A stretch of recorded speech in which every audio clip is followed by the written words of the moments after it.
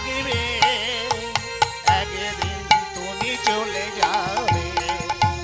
পৃথিবীতে সব কিছু থাকবে, একদিন তুমি চলে যাবে, পৃথিবীতে সব কিছু থাকবে, একদিন তুমি চলে যাবে। বিষয় বাড়ি সুন্দর নারী,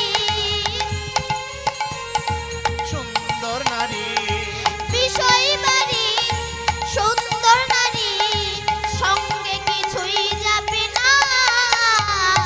হরি নাম একবারে বলো না, কৃষ্ণ নাম একবারে বলো না, হে হরি নাম জপয় অভিরাম, হরি নাম জীবনের সাধনা। হরি নাম একবার বলো না, কৃষ্ণ নাম একবার বলো না, এই হরি নাম জপয় অভিরাম, হরি নাম জীবনের সাধনা। হরি নাম একবারে বলো না, কৃষ্ণ নাম একবারে বলো না, এই হরি নাম জপয় অভিরাম, হরি নাম জীবনের সাধনা।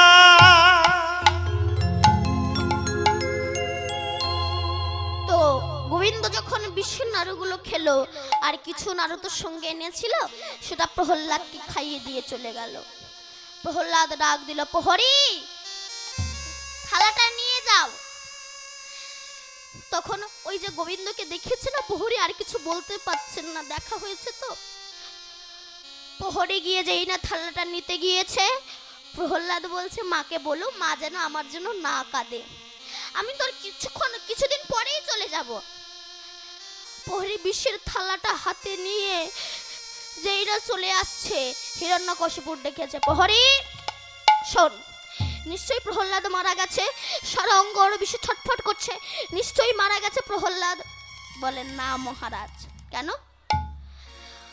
তুই বুঝি বিশ্বের নারুকে দিসনি? দিয়েছি মহারাজ। তাহলে মরেনি কেন? বলে মহারাজ, আপনি তাকে বিশ্বের নাড়ু দিয়েছিলেন, কিন্তু স্বয়ং ভগবান বিষ্ণু শেষে স্বয়ং সেই বিশ্বের নাড়ুটা খেয়েছিল, প্রহ্লাদকে খেতে দেয়নি, তাই প্রহ্লাদের কিছু হয়নি। তাই মহারাজ, আজ থেকে আমি আর আপনার দাসত্ব করব না, প্রহ্লাদ যার দাসত্ব করে আমি তার দাসত্ব করব। কেন? তো ধনরত্নের প্রয়োজনে আছে মহারাজ, তবে জাগতিক জগতের রত্নের আর প্রয়োজন নেই, আমি নীল রত্নের সন্ধানে চলে যাব মহারাজ। হিরণ্যকশিপুর বলল, কাল সকালবেলায় আমি তোকে ঘা ধাক্কা দিয়ে বার করে দেব। প্রহরী বলছে মহারাজ, কাল সকালবেলা কেন, আপনি এক্ষুনি আমাকে ঘা ধাক্কা দিয়ে বের করে দিন। প্রহ্লাদ যার দাসত্ব করে আমি তার দাসত্ব করব, আমি আর আপনার দাসত্ব করতে চাই না। প্রহ্লাদ হরি ভজন করে, তাকে কেউ রোধ করতে পারে না।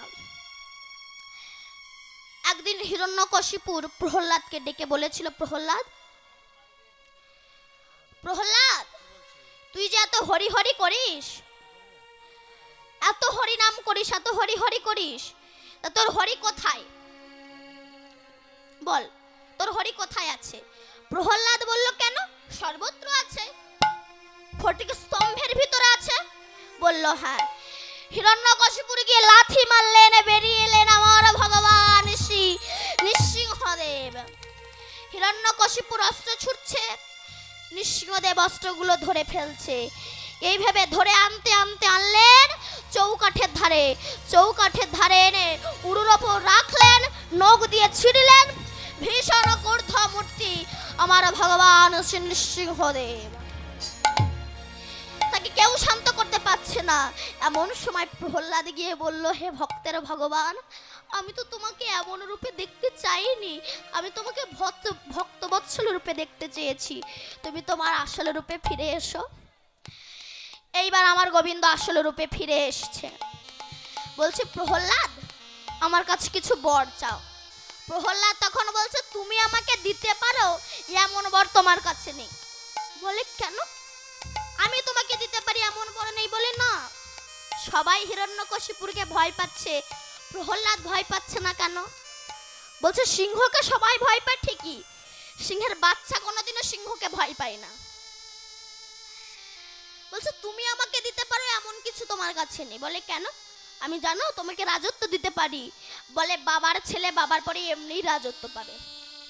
বলে প্রহ্লাদ কিছু একটা চাও, নইলে তো আমার সম্মান থাকবে না, লোকে মনে করবে এটা কম কিছু হয়তো দিতে এসেছিল তাই প্রহ্লাদ দেয়নি, কিছু একটা চাও।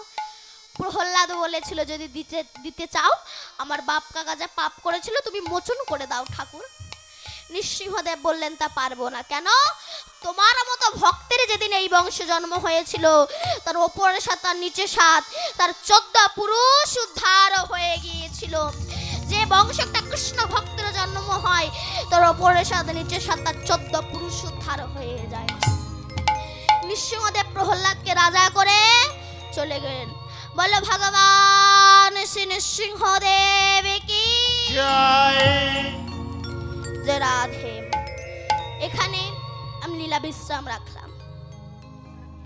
নিতাই গৌর সীতানাথ প্রেমানন্দে হরি বল।